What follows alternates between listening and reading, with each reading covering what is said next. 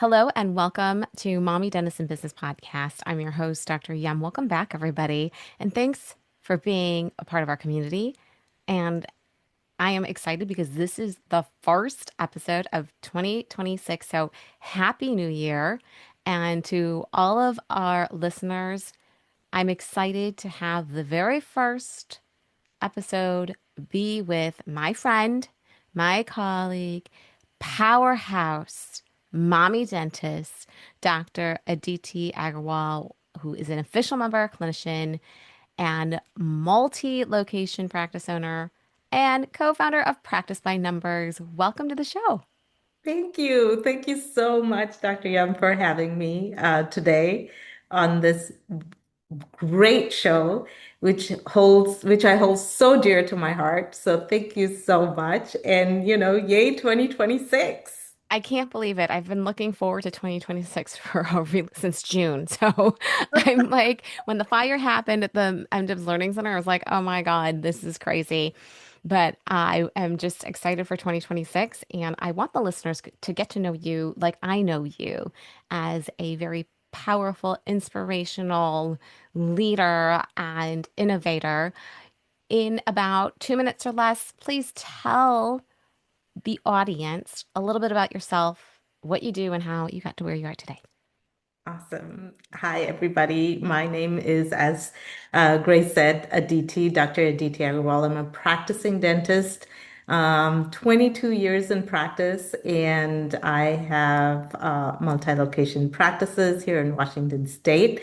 Also, the co-founder of Practice by Numbers, which is a dental technologies or software company that I founded with my co-founder, my husband, and his college classmate a few years ago now. And we started in the dental analytics space, and since then have sort of evolved into this full platform that kind of does everything that helps you run your practice in a more Mm. efficient and a lot more, how do you say, thorough manner, and helps you get your tools that you need to run your practice very, very easily.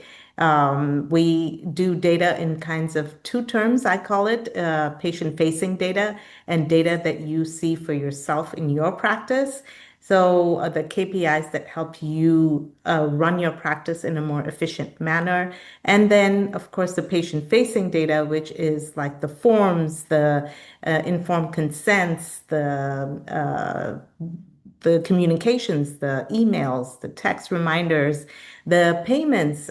We do text to pay, and also insurance verification. So a whole lot of things that help the patients as well.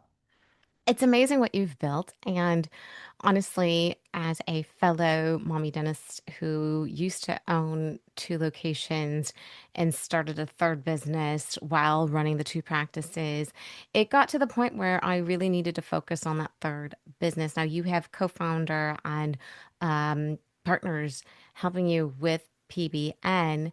I know that as both a practicing dentist and a founder, there are, I would say, times where you have to juggle a lot, right? And manage a lot. And just really quick, how are you bouncing between practicing, being the CEO, and now the software component? Like, how are you splitting your time? Um, so I work a lot. Right off the bat, I do practice clinically about 2 days a week now, in one of my practices and about a half a day in the other practice. And I still do all the management for all the practice for both the practices. But the thing is, with Practice by Numbers, the management has become so much easier. Mm, And of course, my staff is also my team are now so used to using metrics and helping me with the management of the office in general. So mhm, now it's become a lot more higher level, but of course, I still do a lot of the staffing. mhm. But I enjoy it. It helps me keep a pulse on everything in the practice. And what's important at Practice by Numbers is that we have a real testing ground for everything that we institute within the platform. And Mm-hmm. this is great because when we have a real testing ground, we create a product, we test it right away. We see what happens with the patients. You know, I get real feedback both from my staff and my team members and my patients on anything and everything that we introduce in our practice. And this way, then I know that it works before Mm-hmm. we give it out to the greater community, the dental Sure. community. And in terms of balancing, you know, I do a lot of the work in practice by numbers because I am the liaison between the tech and Mm-hmm. the dentist. Mm-hmm. So I will set what we think, I'll let them know what, as a dentist, what is needed. And so Sure. that when they make the technology, we kind of make sure that it aligns with what is needed in a dental office. Mm-hmm. We test it on workflows and see if it actually makes sense. Mm-hmm. And so that is kind of one aspect of my job at Practice by Numbers. I also spearhead a lot of the articles that we write, the webinars, the podcasts, you know, the brand recognition, Mm-hmm. and help my marketing teams kind of figure out what is dentistry, what as dentists do we really need. And so I kind of work with that as well. So I've got this multifaceted role, which I actually Yeah. enjoy Yeah. because I learn so much from the Absolutely. technology industry Yeah. and just, Especially. yes, and tie it into what we know as dentists. Yes. I love that because you're building it from real world experience, and who knows better than you as a dentist. If you're enjoying these podcasts and you want to do a deeper dive, please, whether it's about clinical information, business management, lifestyle, come check out the official membership. Our community is there and it's meant for this type of growth. If you want to expand, really, come check out our website at mommydibs.com, mommydibs.com, so that you have access to a whole community that can get you from point A to point B. Now back to our podcast. I'm just curious for examples. You're saying that you pull things from your own experience and then you roll it out to the community. But what are some examples of gaps in the day-to-day workflow that inspired you to, first of all, create Practice by Numbers? And how did your clinical experience, shape this platform that you've now rolled out that's now helping so many dentists? Right. You know, to address, to see some of the gaps, right? One thing that I first started out, or Practice by Numbers started out, was honestly clarity. What is Mm-hmm. going on in my practice, Mm-hmm. right? Trying to understand what is going on in my practice. Where can I find the data that I need to help me understand what is going on within my practice, right? Mm-hmm. So that was kind of the whole crux of creating Practice by Numbers was where can I find the data? How do I find it? How can we create it in an easy, readable form, which I can, as a dentist, can understand myself, right? And then that was kind of the earliest way that we started out. Then it became about data transparency, right? Mm-hmm. Mm-hmm. This data that we have, now that we have some clarity around it, how can we make it transparent to both the teams as Mm-hmm. well as the patients that we serve, Mm-hmm. Mm-hmm. right? Because it has to flow both ways. Right. So then it became about accountability, right? So those were the main gaps. We started with clarity, and then we kept moving through and said, okay, now that we have a clear understanding of the data, how do we make it transparent for both so that it is empowering both the teams as well as the patients? Then how do you hold those team members as well as the patients accountable, right? Absolutely. Yeah, exactly. It's so important. Well, I think it's a very well-rounded vision, Mhm. right? You're looking at the big picture and it's serving the practice, it's serving the patients, it's serving you as the CEO of all the data that you need, as well as the communication Mhm. from the perspective of what is it that we need, what, like you said, clarity. And not everybody has the same exact need. Mhm. And but I think that serving the bigger picture and having clarity and control is unique, and serving dentists in a way that's going to make them feel comfortable and more in control and organized, which is like Mhm. a huge, huge thing. And right now, especially in dentistry today, with women becoming Mhm. more and more of the forefront of dentistry, Mhm. there's a different set of pressures that are unique to women. Yeah. What do you hear most often from other female dentists, and how does PBN help them achieve clarity and control? Well, what I hear is I am so pressed for time, right? And this I can say from personal experience, right? If you're a mom and you're a practice owner and you're trying to take care of your patients, you're trying to take care of your team members, and you're trying to take care of your family. And Absolutely. time seems to be the most precious commodity, right? Absolutely. And we at Practice by Numbers, by giving these different simplifying tools or automating tools, we are trying to take away the busy work so that we can give time back, not just for the dentist, but also for their team members. Mm-hmm. I mean, if we could take away some of the busy work like scanning and, calling every patient to remind them of their appointments Mm-hmm. and, sending them cards to pay, right? Or recall cards or sending them links, physical links or statements in the mail to pay their balances. All those things we have automated. So we don't, now your team doesn't have to do that. They just literally do a click and it's done. And so that's so powerful because now my team is not complaining, right? Now nobody's staying late. You know what? It's efficient, it reduces friction, Yeah, and again, setting up systems where they work yeah, and it's less stressful. I mean, that's the key, is less stress. yeah, And I think that it's really unique that you're able to create and innovate this wonderful product that is supposed to make everyone's lives easier. yeah, Yeah. I think yeah, that's so good. It's so, so good. With everything moving toward unified systems, like you said, right? And automation, right? yeah, The yeah, buzzword is automation, because with automation, there's less error, right? yes. What do you believe most practices misunderstand about tech? They think, okay, to be honest, most practices think that if they, take on technology, it's a big burden, right? Mm-hmm, mm-hmm. Now imagine this.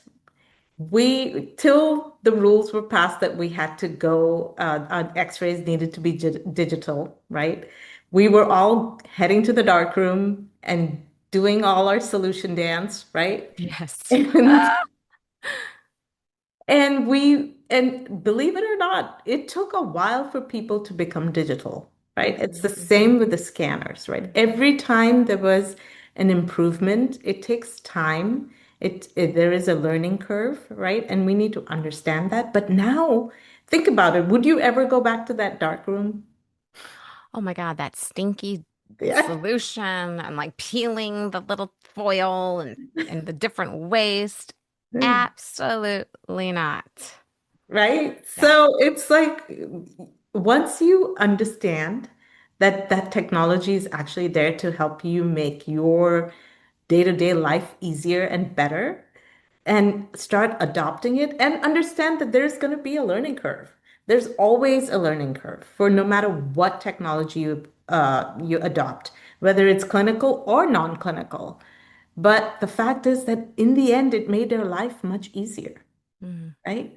And mm-hmm, so it's really, really key to understand the fact that what is your end goal? What is the end result that you want to get? when Hmm. you take on a technology. And you also need to understand that as the CEO of your dental office, dental practice, you not only lay the vision, you also need to drive it. Oh, 100%. 100%. I think that that's so accurate and so true. Driving that vision takes inspiration, it takes motivation, it takes understanding. It's not for the faint of heart. No, it's not. It's really not. Now, AI is becoming a bigger part of dentistry. And just so everybody who knows is listening, we're having our AI clinical event in March, which is a really big deal because we are discussing everything AI in the entire office from front desk systems to the back. It is in diagnosing, insurance, phone calls, etc. AI is Mhm. becoming, bigger everywhere in every space, in schools, in, every form of technology. I'm sure airports and law firms, etc. Insurance. Right, exactly. Insurance, they're using it there too. And Yep. it can feel intimidating. And like you said, would you go back to the dark room, Yeah. right? Yeah. And so with artificial intelligence that is booming and supposed to enhance and help your team, from Mhm. your perspective as a dentist, what's the right way to roll out AI into the practice so that your team feels supported and not threatened or overwhelmed? Right. So, firstly, it is key to understand that AI is a co-pilot in the office, right? It will never replace the personal touch, right? So the team shouldn't feel threatened by it, rather should feel empowered by it. And it's easier said than done, but I think the more you accept it and start to use it, you will really see the benefits that it already has, Mm, right? hmm. As you know, um, AI is coming in a big way clinically, right? With the x-rays, right? As a second set of eyes for dentists to be able to diagnose more. There's Hmm. a lot more buy-in from the patients because now Hmm. they understand what is actually what they see what you see, Hmm. right? And that they understand. And so case acceptance grows, right? But now we got to tie that in is to, okay, I accept that case. How do we now create AI follow-ups with that patient that, hey, Mr. Jones, I know you understand your treatment, but let's get it scheduled, right? Kind of tie everything together. And AI, which is non-clinical, is inbuilt in something like practice by numbers, right? With operations AI, where we basically can ask the questions of the system to create targeted lists or campaigns for the patients and say, hey, Mr. X, Y, and Z, we see that you have pending treatment for, and you can literally just ask this question, create me a custom campaign of patients who have not been seen in 6 months with code D2740. Okay.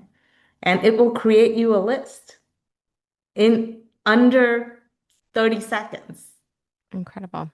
It's so right? incredible. It's incredible. It's incredible. You can ask the question to the AI in within practice by numbers again as to, hey, which insurance pays me the least amount for code D110? Mm, Okay, your profit code. You want to drop insurances. How do you know what's the most poorest performing insurance? How are you going to go through all the codes and figure out? Let AI do that for you. absolutely. Absolutely. It's incredible. I think it's mind-boggling that it can do that so efficiently and so quickly. It makes everybody so much happier, I Yes. would say. And speaking of happier, that's what we want in 2026. So looking ahead, what excites you most about our future? And how do you see data, patient engagement, unified workflows contributing to more joy, autonomy, less stress for dentists and their teams? Absolutely. You know, I think in 2026, data will no longer be something to pull. Okay, we're not going to be pulling data. We're not going to be pulling or pushing anything. Great. Yeah. It's just gonna run. It's gonna run seamlessly in the background, right? And like even patient engagement, it'll no longer be reactive. It'll be Mm, proactive. mm-hmm, Right? mm-hmm, A mm-hmm. whole shift from reactiveness to Right, proactive. right. Healthcare is changing as a whole, Yes, right? yes, yes, We are becoming from a reactive healthcare society to health and wellness, to yes. become a proactive society, right? 100%.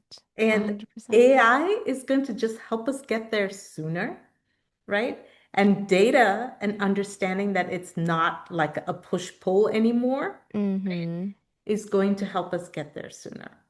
mm-hmm, And that's what I see is that it'll become more predictable. Dentistry will become a lot more predictable. And mm-hmm, predictability increases joy mm-hmm, because the chaos is reduced. mm. And once we reduce chaos, you and I, as practitioners, can breathe much easier. Much. And it's so nice to be able to know that our team has the tools to do their job well Yes. and that they can be successful and that you have confidence that, there's accuracy as best as possible and that they are feeling confident, right? So if you're like, I would say if your team member feels confident and happy, then there's more job retention, security, and people are retained. And so I think as part of our, I would say, purpose and responsibility as business owners is to make sure that our team has the tools they need to be successful and produce outcomes that they are Mhm. proud of. Yeah, absolutely, absolutely. Team alignment and the good thing about technology is it does reduce a lot of the busy work that the team Mm, is doing. mm-hmm, And so, mm-hmm, what happens is there's less frustration mm-hmm. between you as a practicing dentist and the Right, team member right, because you're say, in the operatory pulling a tooth and thinking, dang, did my team member get this patient to sign that consent form? Right? right. And Mm-hmm. you're like mid-pull. Yeah, you've already numbed them up and you're elevating. You're like, oh, did he Yes. sign? And you're like screaming from the offertory, hey, somebody, did they sign this? But you know what? And then the team member's like, Doc, Oh, it's done. It was yeah, done, the right, way before you even started. And having that sense, that knowledge that I know it's done, right, because even if I don't remind them, the system will remind them, right, right? right. So it really helps keep everybody accountable. I And love it that. reduces the stress 100% because now I can really just focus on Focus elevating. on elevating. Yes, I love it. Well, I know that our time is coming to a close here on this episode, and it's such a good episode to kick it off, with such joy and optimism and just happiness. And I know that you do so many things, and I know now the audience knows that you do so many things. Please share, I guess, a secret on how you keep sane and doing all the things. You know, if you've ever met anybody insane, That's why you and I get along. you're looking at her. I enjoy it. That's the thing. I Yes. I have started to think of it as it's not work, it's empowerment, Mm, right? mhm, And for me, being in this unique situation has mm, helped me understand that we can make a difference together in this profession that we love, right? absolutely. And I love dentistry, and I get a chance to empower other people to love it the same way. And that was what really makes me get up every day and do it. I love that. Well, thank you so much, Dr. Aditi, for being with us today. And there you have it, listeners. Go check out Practice by Numbers because, especially if you own your practice, or two practices or three, get organized, have the right systems in place, and be efficient and use the tools that she's offering because it's designed with you in mind.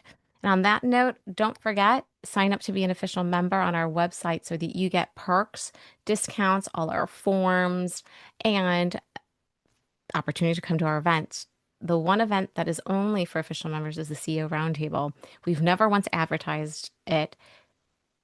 8 years in a row, it sells out. There's three cohorts, there's three different times, and we are actually making some more room so that people can get off the wait list. So if you're Yeah. interested, go to our website. And again, our clinical, if you are afraid to come to a meeting because you feel like you don't know anyone, come to the clinical one. It's nice and intimate, it's smaller, and you're learning clinical information.